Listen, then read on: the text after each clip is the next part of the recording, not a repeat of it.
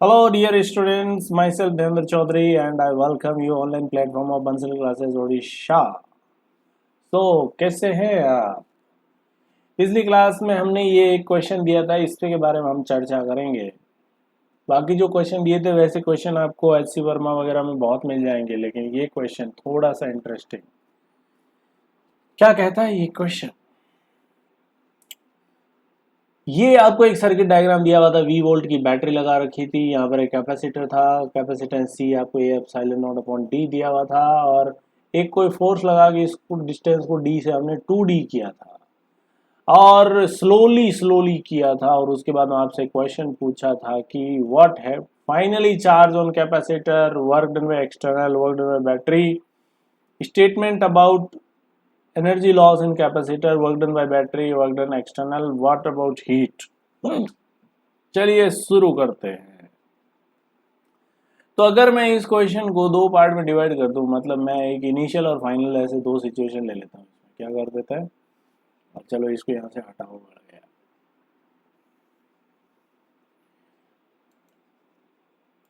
चलिए क्या करते हैं, अपन इनिशियल और फाइनल दो सिचुएशन ले लेते हैं। पहले ले लेते हैं इनिशियल को, अपन कौन से कलर से, कलर रेड से कर लेते हैं। चलो, तो इनिशियल सिचुएशन क्या कहती है, initially, initial and after a long time final situation, इन दोनों को हम कंपेयर कर लेते हैं। इनिशियली सी कितना था, इनिशियली सेपरेशन डी था, तो सी था A epsilon naught upon D. और फाइनली सी कितना हो जाएगा, इसको अपन कह देते हैं सी डैश। सी डैश कितना हो जाएगा, ए एप्सिलॉन नॉट अपॉन 2d, क्योंकि सेपरेशन कितना हो चुका है, डबल। अब initial charge Q initial, Q initial कितना हो जाएगा, क्यू इनिशियल होगा सी इनिशियल इंटू पोटेंशियल डिफरेंस जो कि है V, तो इनिशियल चार्ज होगा आपका CV। CV कितना होगा, C होगा आपका A epsilon naught upon B into V, तो ये होगा इनिशियल चार्ज। फाइनल चार्ज कितना होगा, फाइनल चार्ज को कह देते हैं अपन Q डैश। Q डैश कितना होगा, C dash into V। C dash कितना है, A epsilon naught upon 2D into V। तो देख सकते हैं यहाँ पर जो फाइनल चार्ज है वो इनिशियल का आधा है, इसका मतलब आधा चार्ज वहां से चला गया। किधर चला गया, भाग गया वहां से। बैटरी को ढंग से बना लो भैया। ओके, तो देखो, अब मैं इनिशियल को रेड से और उसको फिर ग्रीन से बनाते। चलो, इनिशियल यहाँ पर चार्ज कितना था, CV, ठीक है। और ये कितना है, ये है आपका CV/2। This is CV, this is CV, and this is CV/2। तो Q dash is CV/2, Q dash is CV/2। और C डैश कितना है, C डैश है आपका C/2, ठीक है। अब इनिशियल चार्ज है इस पे CV और इस पे -CV, ठीक है। अब फाइनली फाइनली इस पे चार्ज कितना हो जाएगा, फाइनली आपका इस पे चार्ज हो जाएगा कैपेसिटर पे CV/2। कितना हो जाएगा इस पे, CV/2, इस पे -CV/2। तो अब बताओ, यहाँ से पहले CV था, अब CV/2 है, कितना चार्ज फ्लो कर गया, CV/2। तो अगर CV/2 चार्ज यहाँ से फ्लो किया और वो इस बैटरी में से गया, बैटरी V पोटेंशियल की, तो वर्क डन बाय बैटरी कितना हुआ, बोलो बोलो बोलो बोलो बोलो। वर्क डन बाय बैटरी होगा यहाँ पर -CV²/2। CV/2 चार्ज है और V से मल्टीप्लाई करेंगे, V पोटेंशियल डिफरेंस है और चार्ज घुस रहा है, इसलिए वर्क डन बाय बैटरी होगा नेगेटिव, ठीक है। Work done by battery negative होने का मतलब है कि यहाँ पर बैटरी क्या हो रही है, बैटरी चार्ज हो रही है। बैटरी एनर्जी ले रही है कैपेसिटर से, मतलब बैटरी क्या हो रही है, चार्ज हो रही है भैया, ठीक है। अच्छा, नेक्स्ट हम एक यहाँ पे फोर्स लगा रहे हैं, दिस इज फोर्स। ये एक फोर्स लगा के हम इसको खींच रहे हैं, ठीक है। और स्लोली स्लोली खींच रहे हैं, इसका मतलब इस प्लेट पे, इस वाली प्लेट पे नेट फोर्स 0 है। अब इस पे नेगेटिव चार्ज है, ठीक है, नेगेटिव चार्ज है, तो ये प्लेट इसको खींचेगी पीछे, है ना। ये खींचेगी तो आप कितना वर्क करोगे, हमें वो निकालना है। आप कितना वर्क करोगे, बहुत इंपॉर्टेंट है यहाँ पर वर्क निकालना। और स्लोली स्लोली खींच रहे हो तो F कितना होगा ये भी निकालना बहुत इंपॉर्टेंट है। F कितना होगा,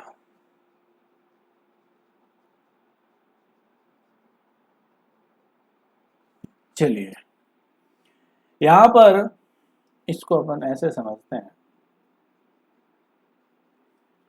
तो ये थी आपकी प्लेट, दो प्लेट, बीच की सेपरेशन थी d,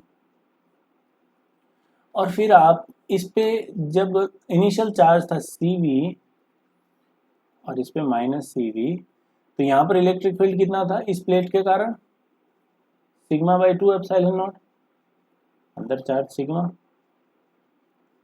यहाँ पर नेगेटिव। तो यहाँ पर इलेक्ट्रिक फील्ड कितना था, सिग्मा बाई, इस वाली प्लेट पे इलेक्ट्रिक फील्ड कितना था, इस वाली प्लेट पे इलेक्ट्रिक फील्ड था सिग्मा बाई 2 एप्सिलॉन नॉट। यहाँ पर electric field sigma by 2 epsilon naught. और अब आप इसको फोर्स F लगा के खींच रहे हो, तो ये फोर्स तो कांस्टेंट नहीं रहेगा, क्योंकि जैसे जैसे D चेंज होगा इस पे चार्ज चेंज होता जाएगा, क्योंकि D चेंज होगा C चेंज होगा, C चेंज होगा चार्ज चेंज होगा। तो बीच के किसी टाइम पे एट एनी टाइम t ऐसी कुछ सिचुएशन आई होगी कि हम अब work done by external agent निकालने की कोशिश कर रहे हैं। ऐसी कुछ सिचुएशन आई होगी कि इनके बीच की सेपरेशन हो चुकी होगी x, और उस टाइम पे फोर्स लग रहा होगा कुछ F। सेपरेशन x है तो c कितना, a epsilon naught upon x।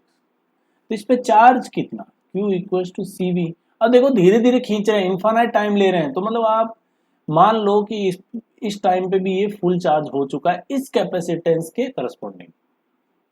तो चार्ज कितना होगा, a epsilon naught upon x into v। इसके अक्रॉस तो पोटेंशियल v था, बैटरी लगी हुई थी, तो इस टाइम पे इतना चार्ज होगा यहाँ पे, ठीक है।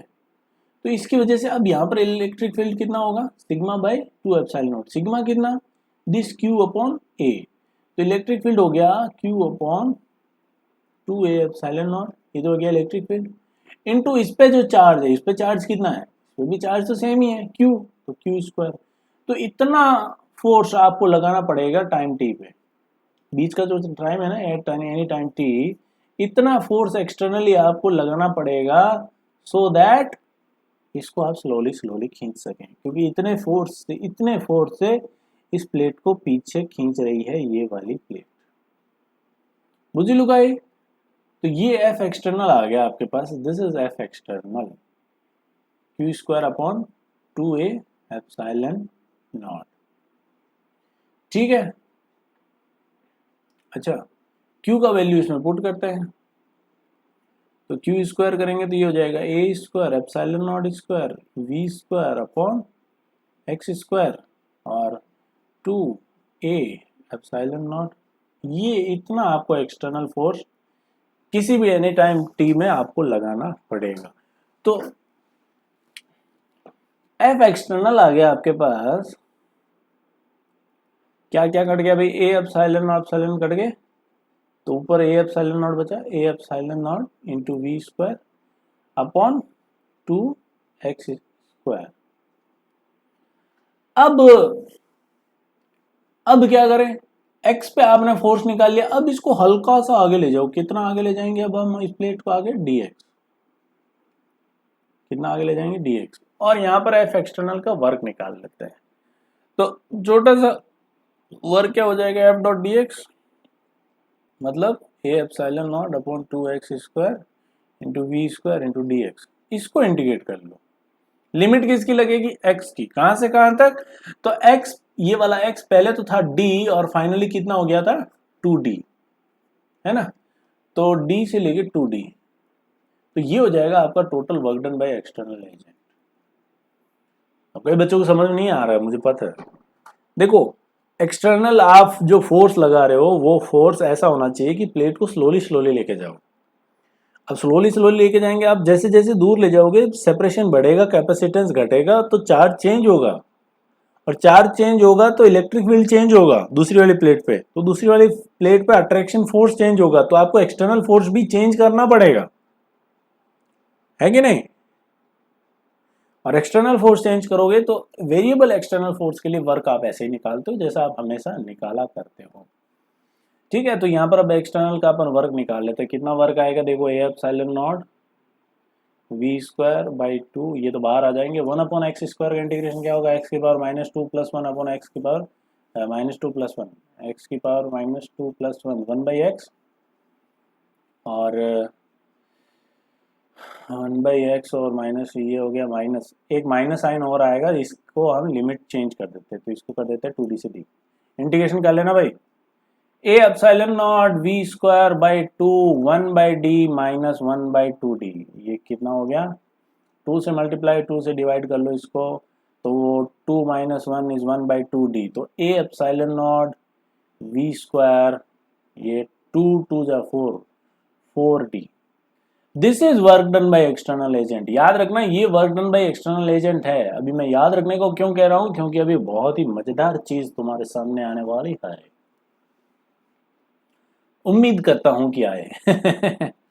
चलो दूसरा क्वेश्चन देखो, एक्सटर्नल का वर्क हमने निकाल लिया, वर्क डन बाय बैटरी, ओ हो, बैटरी में से कितना चार्ज फ्लो किया, ये तो वर्क डन बाय बैटरी भी आ गया। चलो भाई इसको भी लिख लो, वर्क डन बाय बैटरी कितना है, -cv²/2, work done by external आ गया, वर्क डन बाय बैटरी आ गया -सी कितना है, सी तो इनिशियली लिया था ना, अरे सी कितना लिया था, A epsilon naught upon D ना, एक मिनट, सी फाइनल चार्ज सी/2, ठीक है, तो c/2 into V minus C, okay okay okay, -cv²/2, तो A epsilon naught upon D, ये तो था सी और -cv²/2, ये लो, ये वर्क डन बाय बैटरी आ गया।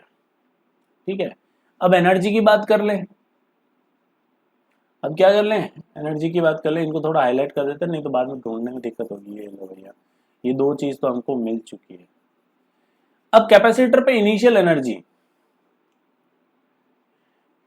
Energy on capacitor, U initial कितना है, यू इनिशियल चार्ज कितना है, सीवी, ठीक है, तो q²/2 सी, तो कर लो, इनिशियल एनर्जी है, चार्ज है सीवी, तो सीवी का स्क्वायर अपॉन q²/2 सी कितना है, ए एप्सिलॉन नॉट अपॉन डी, तो इनिशियल एनर्जी यहाँ से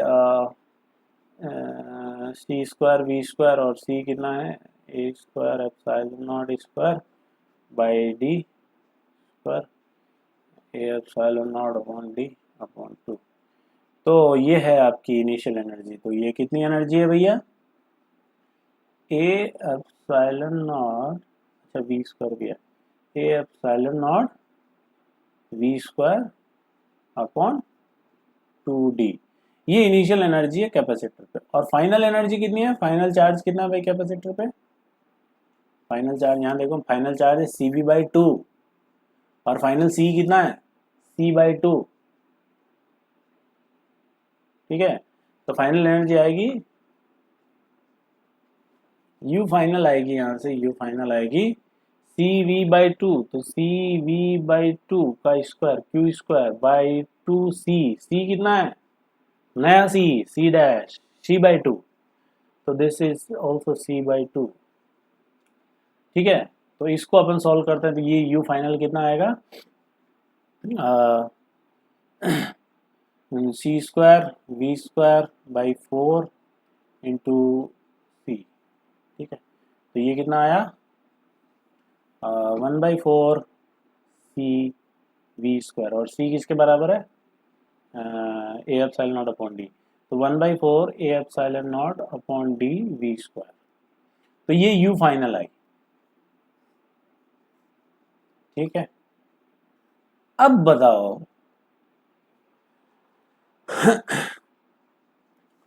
अब एक बात सोचो, इनिशियल एनर्जी कितनी है, ए epsilon not v² upon 2d, अच्छा ए एप्सिलॉन नॉट अपॉन डी को हर जगह आप c पुट कर दो, चलो ए एप्सिलॉन नॉट अपॉन डी को आप हर जगह क्या पुट कर दो, v,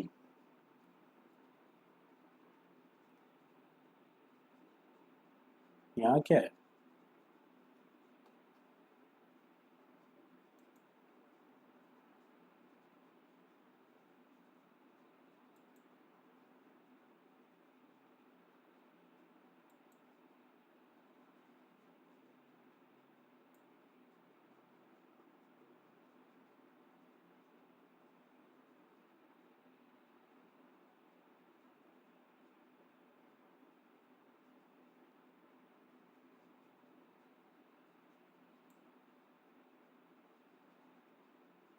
चलो,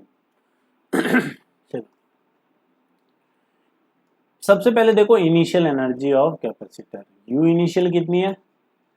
1/4, नहीं, यू इनिशियल है 1/2 हाफ सी वी स्क्वायर, ये इनिशियल एनर्जी है। फाइनल एनर्जी कितनी है कैपेसिटर की?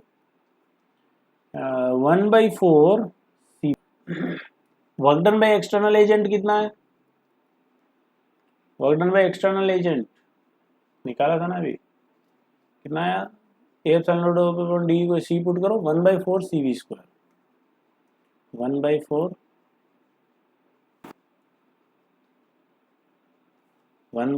सी वी स्क्वायर। और वर्क डन बाय बैटरी कितना है? बैटरी का वर्क डन है -1/2 सी वी स्क्वायर। चलो अब यहां पर देखो हीट कितनी निकलेगी। कैपेसिटर पे इनिशियल एनर्जी थी हाफ सी वी स्क्वायर, अब बची है 1/4 सी वी स्क्वायर। इसका मतलब कैपेसिटर ने कितनी एनर्जी लूज कर दी खुद की? 1/4 सी वी स्क्वायर। कैपेसिटर ने कितनी एनर्जी लूज कर दी? 1/4 सी वी स्क्वायर। एक्सटर्नल ने कितनी एनर्जी दी? एक्सटर्नल का वर्क तो पॉजिटिव है, एक्सटर्नल यहां पर एनर्जी ऐड करेगा। एक्सटर्नल ने कितनी एनर्जी दी? 1/4 सी वी स्क्वायर। बैटरी ने कितनी एनर्जी खाई? देखो माइनस साइन का मतलब बैटरी ने एनर्जी खाई। कितनी एनर्जी खाई? 1/2 सी वी स्क्वायर। अब बैटरी ने जो 1/2 सी वी स्क्वायर एनर्जी खाई वो आई कहां से? कैपेसिटर से और एक्सटर्नल से। देखो एक्सटर्नल का वर्क कितना है? 1/4। कैपेसिटर ने एनर्जी कितनी रिलीज की? 1/4। दोनों मिला के कितना हुआ? 1/2। वो कौन खा गया? ये दोनों मिला के कौन खा गया? बैटरिया खा गई। तो एक्सटर्नल का work plus energy loosed by capacitor both are consumed by battery. दोनों किसने कंज्यूम कर लिए? बैटरी ने। अब बताओ मुझे हीट कितनी जनरेट हुई? चलो हीट निकालते हैं। हीट क्या होता है? Work done by battery -12 C V square minus final energy of capacitor 1/4 C V square minus initial energy of capacitor 1/2 C V square. निकाल के देखना कितना आता है ये।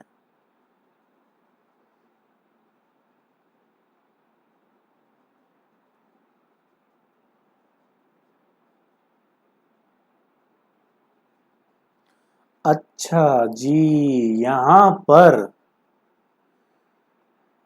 प्लस अगर एक्सटर्नल का भी है तो आपको work done by external agent भी यहां पर ऐड करना पड़ेगा,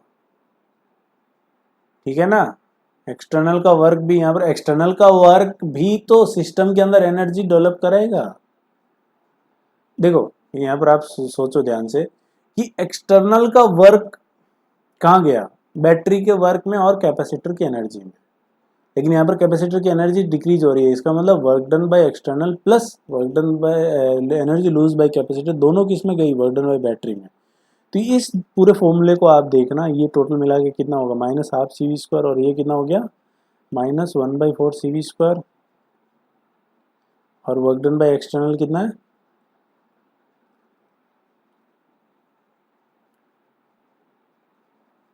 -1/2 सी वी स्क्वायर। नहीं नहीं नहीं नहीं नहीं नहीं नहीं नहीं नहीं नहीं, फंडा गलत बैठ गया। ये मत लगाना भैया, फंस जाओगे। लॉजिकली समझा देता हूं मैं तुमको। लॉजिक ये है, फिर से कहता हूं, इनिशियल एनर्जी कैपेसिटर की फाइनल एनर्जी से ज्यादा है, इसका मतलब कैपेसिटर ने एनर्जी लूज की है, ठीक है। तो ये एनर्जी इतनी आपके पास मिल गई। एक्सटर्नल ने यहाँ पर वर्क पॉजिटिव है, इसका मतलब एक्सटर्नल ने भी एनर्जी ऐड की है, तो ये एनर्जी सिस्टम को मिल गई, ये भी सिस्टम को मिल गई, और इतनी यहाँ पे बैटरी ने खा ली। तो ये एनर्जी कहाँ से आई? 1/4 1/4 1/2। तो यहाँ पर हीट तो कहीं डेवलप ही नहीं हुई, तो यहाँ पर हीट कितनी होगी जनरेट? हीट होगी 0। हीट कितनी होगी? 0। अब कोई मुझसे पूछे कि हीट 0 क्यों होगी, कोई इसका आंसर दे पाए तो मुझे जरूर बताना कि हीट 0 क्यों होगी। मैं कहता हूं इसमें हीट 0 होगी, हीट डेवलप ही नहीं होगी। क्योंकि आपके सामने पड़ी है सारी चीज़ें। इसने 1/4 रिलीज की, इसने 1/4 ऐड की और दोनों को मिलाए हैं तो 1/2 होता है, और वो बैटरी ने खाली।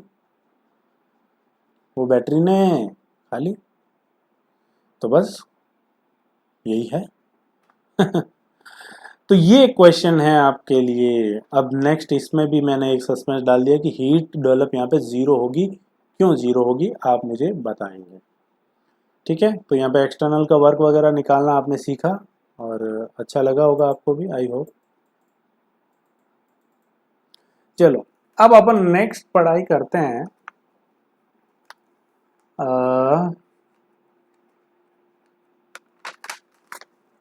नेक्स्ट है अपना डाइलेक्ट्रिक। क्या है? डाइलेक्ट्रिक। काफी इंपॉर्टेंट है डाइलेक्ट्रिक, मतलब बहुत ही ज्यादा इंपॉर्टेंट है। डाइलेक्ट्रिक। चलो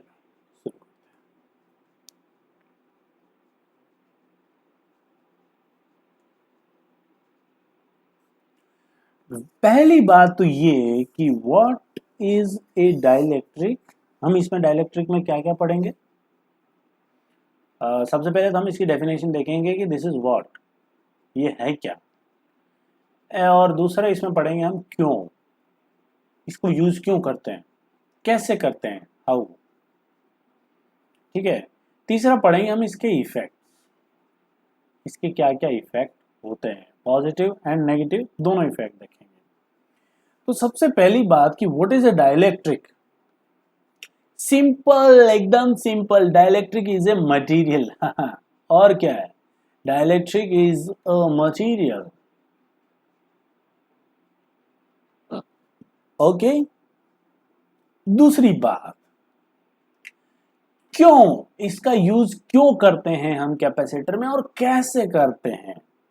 तो अब मैं आपको एक बात बताता हूं कि एक कैपेसिटर बनता कैसे है। एक कैपेसिटर बनता कैसे है?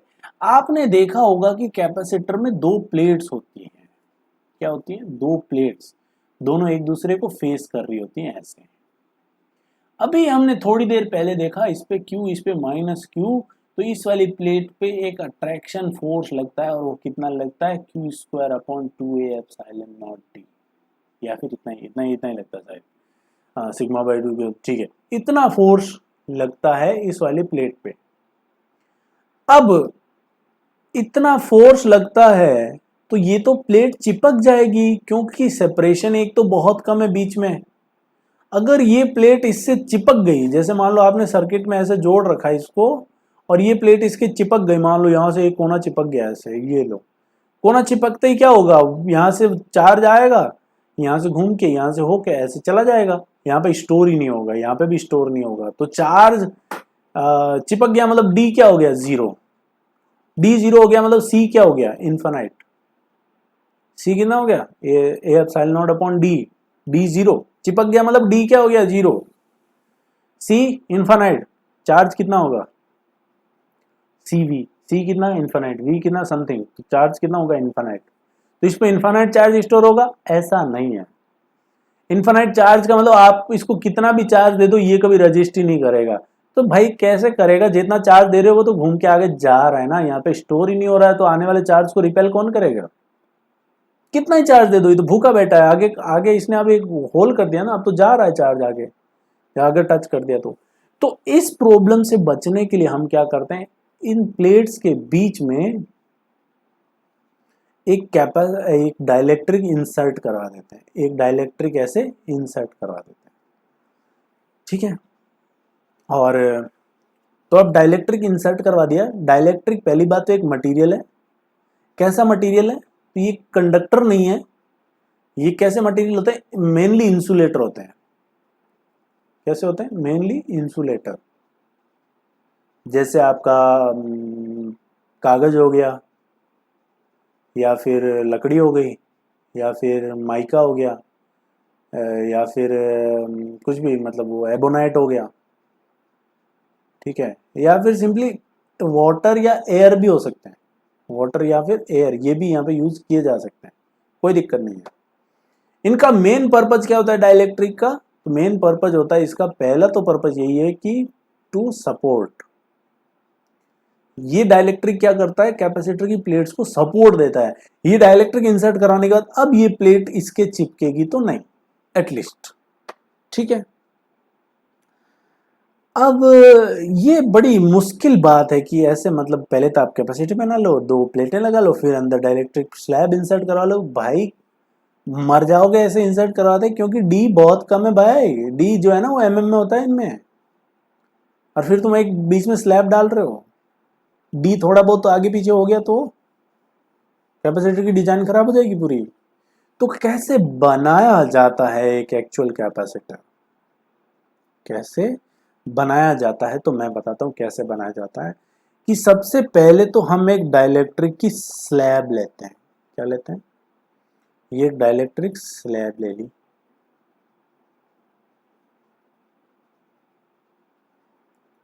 और इसके बाद में क्या करते हैं कि इस स्लैब के दोनों तरफ इलेक्ट्रोप्लेटिंग कर लेते हैं। जब आप दोनों तरफ इलेक्ट्रोप्लेटिंग कर लेते हैं तो ये यहां पर ऐसे आप प्लेट लगा लेते हैं, किसकी, मेटल की, ऐसे इलेक्ट्रोप्लेटिंग हो जाती है इधर, और ऐसी इलेक्ट्रोप्लेटिंग हो जाती है आपकी इधर। तो अब ये 2 प्लेट बन गई मेटल की और बीच में बन गया डाइलेक्ट्रिक, तो बन गया ना ये कैपेसिटर, इसलिए कैपेसिटर। तो ऐसे बनाया जाता है कैपेसिटर। जैसे फोन होता है, फोन को मान लो एक डाइलेक्ट्रिक है, और अब एक साइड में आप कलर कर दो मेटल का, दूसरी साइड भी मेटल का कलर कर दो, इलेक्ट्रोप्लेटिंग कर दो, तो जो मेटल आपने प्लेटिंग की है वो 2 शीट्स बन जाएंगी, और बीच में डाइलेक्ट्रिक स्लैब। तो अब ये कभी तो ना तो चिपकेंगी और ना ही आपको बनाने में कोई दिक्कत आएगी, बहुत आराम से कैपेसिटर बन जाएगा। तो डाइलेक्ट्रिक पहली बात एक मटेरियल है, इंसुलेटर होता है मेनली, और यूज क्या है, तो to support the capacitor. And how capacitor is made, we use a dielectric slab and then electroplating on both side is done by us, हम ऐसा करते हैं। तो ये तो हुई एक बात। अब दूसरी बात देखते हैं कि आखिर डाइलेक्ट्रिक मटेरियल में होता क्या है, ठीक है। डाइलेक्ट्रिक मटेरियल में आखिर होता क्या है, तो डाइलेक्ट्रिक मटेरियल में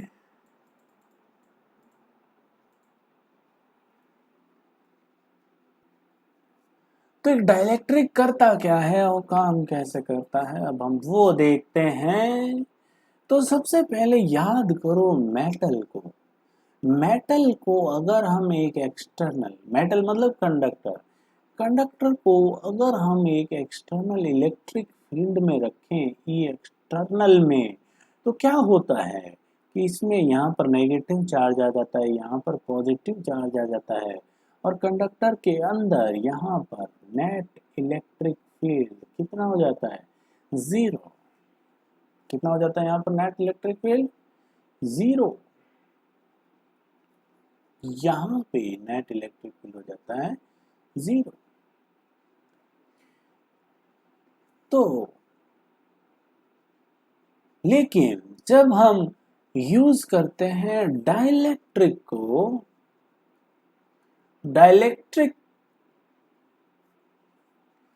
अगर आपने एक डाइलेक्ट्रिक को एक्सटर्नल फील्ड में रखा, जैसे ये कोई डाइलेक्ट्रिक है और ये आपने ई एक्सटर्नल लगाया, ई एक्सटर्नल, तो इसके अंदर भी इलेक्ट्रिक फील्ड कुछ कम हो जाता है, लेकिन 0 नहीं हो पाता। कंडक्टर में कितना हो जाता है, 0। इसके अंदर भी कुछ इलेक्ट्रिक फील्ड कम हो जाता है, कुछ चार्ज यहाँ पर इंड्यूस होता है, लेकिन उतना नहीं होता कि अंदर नेट इलेक्ट्रिक फील्ड 0 हो जाए। इसके अंदर नेट इलेक्ट्रिक फील्ड हो जाता है आपका ई एक्सटर्नल अपॉन के। डाइलेक्ट्रिक के अंदर नेट इलेक्ट्रिक फील्ड कितना होगा, ई एक्सटर्नल अपॉन के, एंड वेयर के इज डाइलेक्ट्रिक कांस्टेंट।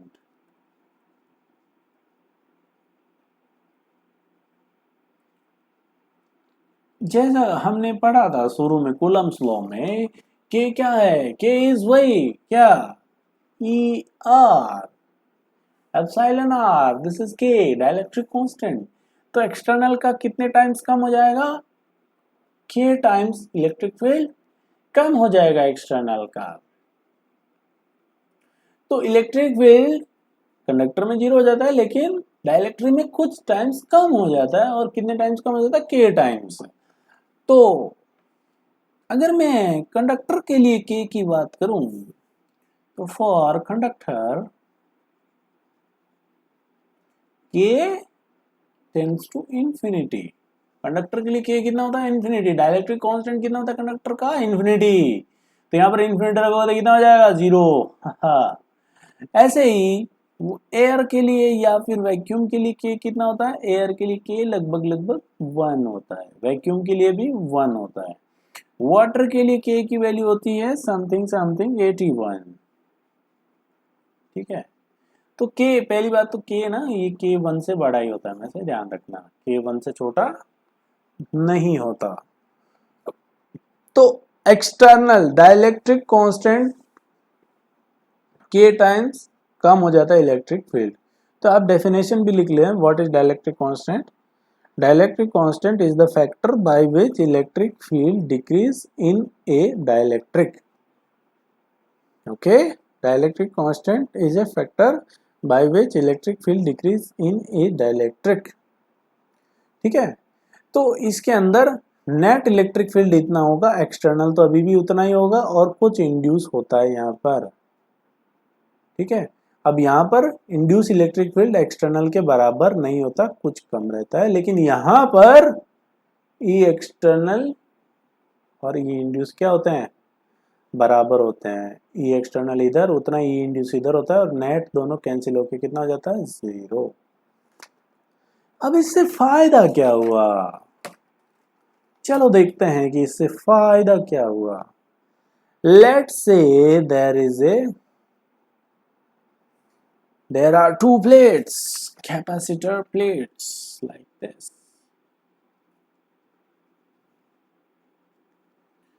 ठीक है, दोनों प्लेट ये रही, और बीच में इसके भरा हुआ है एक डाइलेक्ट्रिक।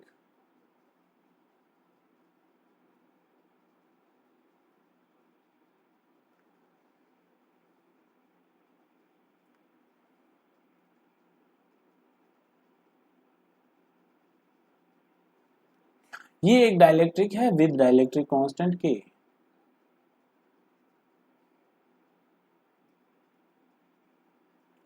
और एरिया ए है, सेपरेशन टी है। हमें पूछा है कि इसका कैपेसिटेंस कितना होगा। अगर डाइलेक्ट्रिक नहीं होता, विदाउट डाइलेक्ट्रिक कैपेसिटेंस कितना होता, विदाउट डाइलेक्ट्रिक कैपेसिटेंस सी होता है आपका ए एप्सिलॉन नॉट अपॉन डी।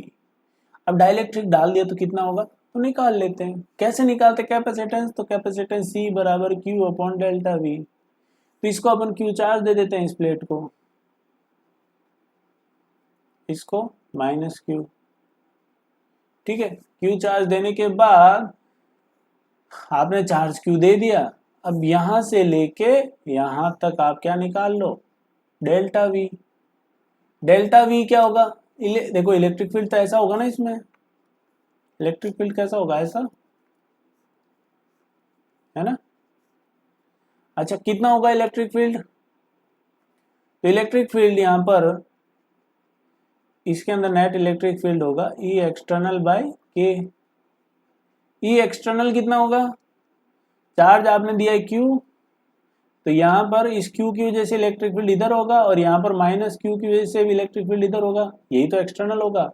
कितना होगा, क्यू की वजह से कितना होगा, सिग्मा बाई 2 एप्सिलॉन, मतलब क्यू बाई 2 एप्सिलॉन नॉट, उसकी वजह से भी इतना ही होगा, तो 2 टाइम्स। तो एक्सटर्नल इलेक्ट्रिक फील्ड कितना है, Q by A epsilon naught. तो Q by A epsilon naught, ये तो हो गया एक्सटर्नल इलेक्ट्रिक फील्ड अपॉन के, ये नेट इलेक्ट्रिक फील्ड होगा। और ये नेट इलेक्ट्रिक फील्ड कांस्टेंट है, और हम जानते हैं कि इलेक्ट्रिक फील्ड की डायरेक्शन में बढ़ने से पोटेंशियल घटता है। चेंज कितना आता है, तो delta V equals to electric field into separation D.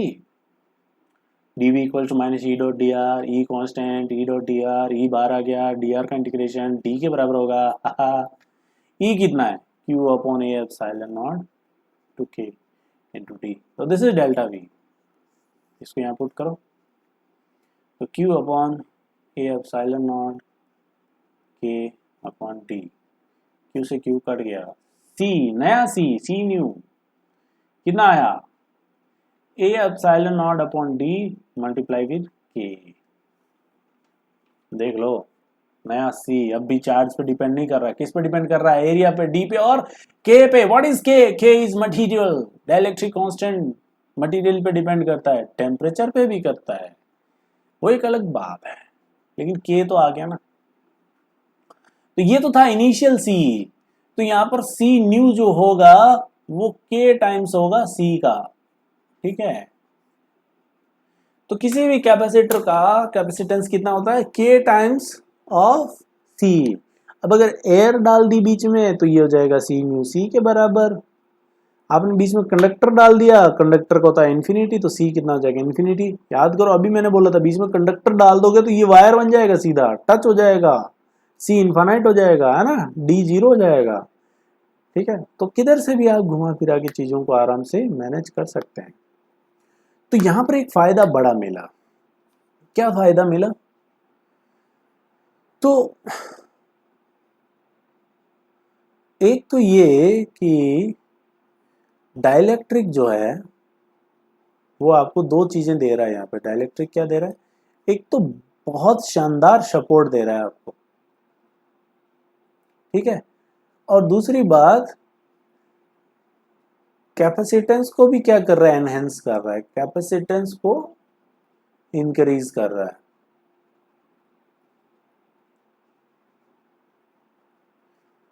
Capacitance को इंक्रीज कर रहा है तो एनर्जी भी इंक्रीज होगी, हाफ CV², C बढ़ेगा तो एनर्जी भी बढ़ेगी, चार्ज भी बढ़ेगा, ठीक है। तो दोनों काम करेगा, डाइलेक्ट्रिक सपोर्ट भी दे देगा अच्छा खासा और उसके कैपेसिटेंस को भी बढ़ा देगा, है ना। तो इसलिए डाइलेक्ट्रिक बहुत ज़्यादा जरूरी है। तो आप ये भी लिख लें कि dielectric increases capacitance of system,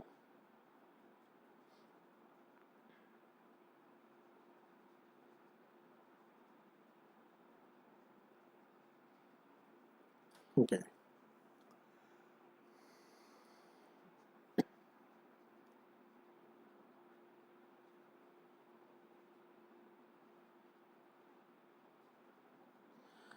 अब अगर मुझे कोई पूछे कि ये एक डाइलेक्ट्रिक है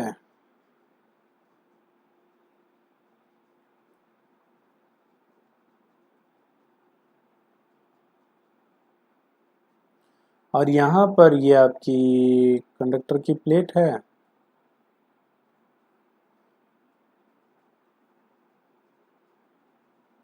इसको चार्ज डेंसिटी दे रखी है आपने प्लस की सिग्मा, और इसको दे रखी है आपने माइनस की सिग्मा, और ये डाइलेक्ट्रिक कांस्टेंट है इसका K। तो अब जैसे कंडक्टर में तो फुल चार्ज आ जाता था इधर, इसमें कुछ इंड्यूस होगा, वो पूछा है आपसे। जैसे यहां पर देखो पहली बात तो नेगेटिव चार्ज इंड्यूस होगा, यहां पर होगा पॉजिटिव, इसको कह देते हैं अपन सिग्मा इंड्यूस्ड, माइनस का सिग्मा इंड्यूस्ड, ये प्लस का सिग्मा इंड्यूस्ड। तो सिग्मा इंड्यूस कितना होगा, मतलब इस डाइलेक्ट्रिक की सरफेस पे कितना चार्ज इंड्यूस होगा, ठीक है। कितना इंड्यूस होगा क्या निकाल सकते हैं हम, बीच में देखते हैं कि बीच में नेट इलेक्ट्रिक फील्ड कितना होगा। नेट इलेक्ट्रिक फील्ड किसके बराबर होगा, ई एक्सटर्नल प्लस ई इंड्यूस वेक्टर में। अब ई इंड्यूस देखो, एक्सटर्नल तो इधर है भाई, एक्सटर्नल तो इन प्लेट्स के कारण ही तो है, ये प्लेट और इन प्लेट के कारण ही तो एक्सटर्नल है। इंड्यूस इलेक्ट्रिक फील्ड इस सिग्मा आई की वजह से इधर और इस माइनस सिग्मा आई की वजह से भी इधर, तो इंड्यूस इधर होगा और एक्सटर्नल इधर होगा। तो नेट इलेक्ट्रिक फील्ड क्या होगा, ई एक्सटर्नल माइनस ई इंड्यूस। अब मुझे ई नेट तो मुझे पता है। अच्छा, पहले एक्सटर्नल कितना होता है? एक्सटर्नल कितना होगा? इसकी वजह से सिग्मा बाई 2 एप्सिलॉन नॉट, और इसकी वजह से भी sigma by 2 epsilon not, same direction में, तो सिग्मा बाई एप्सिलॉन नॉट। और ई नेट जो हो जाता है ना अंदर, वो हो जाता है ई एक्सटर्नल बाई के। तो एक्सटर्नल तो sigma by epsilon naught upon के। और ई इंड्यूस जो है वो किसकी वजह से है? सिग्मा इंड्यूस की वजह से। तो सिग्मा इंड्यूस की वजह से कितना है इधर? Sigma induced upon 2 epsilon naught, और इसकी वजह से भी इधर sigma induced upon 2 epsilon naught, तो sigma induced upon epsilon naught. तो यहां से आप सिग्मा इंड्यूस निकाल सकते हैं। सिग्मा इंड्यूस एप्सिलॉन नॉट काट दो, कितना होगा? सिग्मा माइनस सिग्मा बाय के। ये इतना चार्ज यहाँ पे इंड्यूस होगा, सिग्मा इंटू 1 माइनस 1 बाय के। इतना चार्ज डेंसिटी इंड्यूस होगा किस पे? डाइलेक्ट्रिक की सरफेस पे। तो डाइलेक्ट्रिक का मेन काम ये होता है कि एक तो एक्सटर्नल के फील्ड को के टाइम्स घटा देता है और कैपेसिटेंस के टाइम्स बढ़ा देता है, और सपोर्ट अच्छे से दे देता है। और भी हम इसके बारे में चर्चाएं करेंगे नेक्स्ट क्लास में। आपको मैंने जो एक क्वेश्चन दिया है कि उसमें हीट क्यों नहीं जनरेट होगी, वो मुझे ज़रूर बताएं। और कुछ कुछ लोगों ने मुझे डॉक फाइल भेजी है, उनका बहुत बहुत स्वागत है। So today's class is over, take care. अभी सुना है राउरकेला में हालत बहुत ख़राब है, सो प्लीज़ घर में रहें और सेफ रहें। Take care, bye bye.